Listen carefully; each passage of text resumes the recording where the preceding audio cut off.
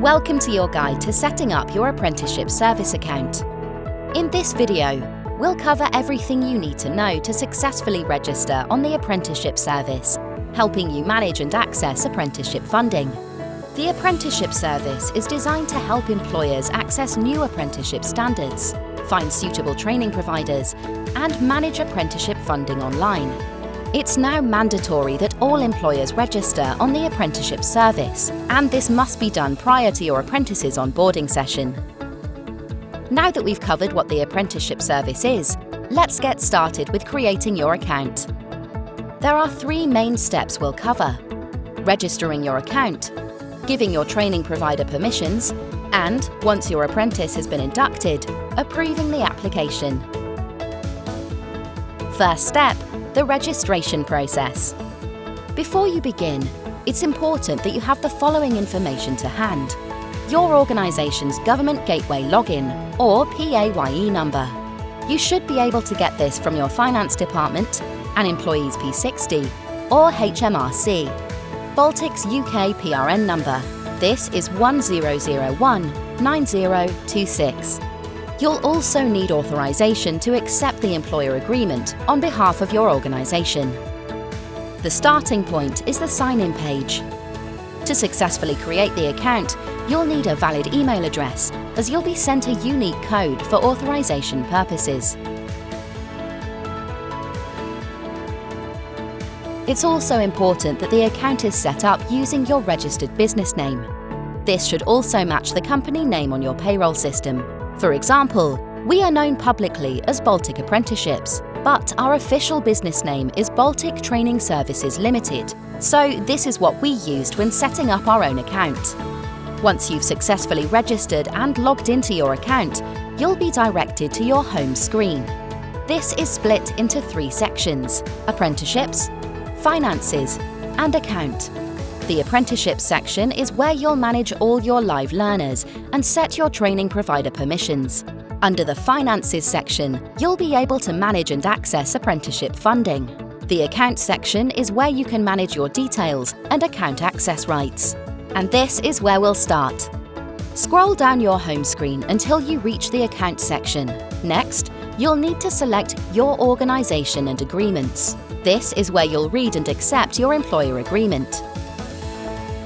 The next step is giving Baltic permissions on your account. To do this, scroll up to the apprenticeship section and select your training provider. You must add us as your training provider. This will allow us to add apprentice records to the account, and if you decide to recruit another apprentice in the future, we'll be able to post job adverts to the apprenticeship service on your behalf.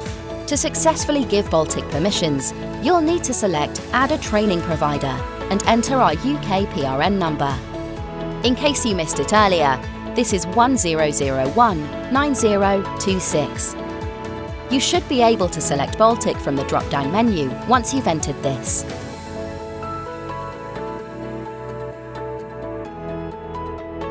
Next, head back to the home screen and select your training provider. Baltic should now appear on your training providers list. Here, you should see a Change Permissions button. You'll need to click this to give us permissions on your account. First, select Allow under Add Apprentice Records. You'll also need to select Allow under Recruit Apprentices. This will allow us to create and manage job adverts and applications on your behalf. Continue through this process until you see the Confirmation button. This will lead you to a success page like the one you can see on the screen now. Although we require certain permissions on your account, we'll never ask for your login details, and they should not be shared with anyone outside your organisation.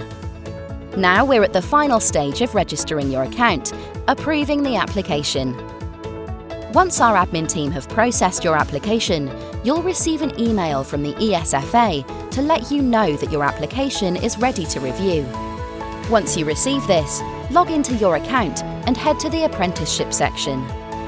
From there, you'll need to select apprentices, then apprentice requests.